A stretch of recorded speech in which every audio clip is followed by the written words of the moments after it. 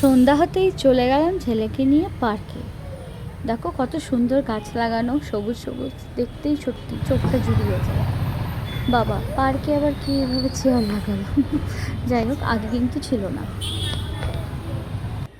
চলে এলাম পার্ক থেকে এসেই লেগে পড়লাম কি করতে বলো তো দেখি, তালের বড়া ভাজতে। দেখো কি সুন্দর করে আমি তালের বড়া দিয়ে দিয়েছি। এবার ভাজা হচ্ছে, এক পিঠ ভাজা হলে ঠিক এভাবেই আরেক পিঠ উল্টে দিতে হবে, যাতে সমান পিঠেই ভাজাটা ভালো মতো হয়ে থাকে।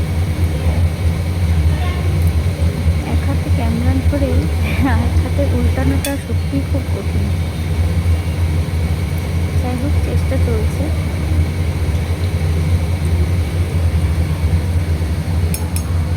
এইভাবে ভাজা হয়ে যাওয়ার পর দেখো আমার তালে বড়া রেডি।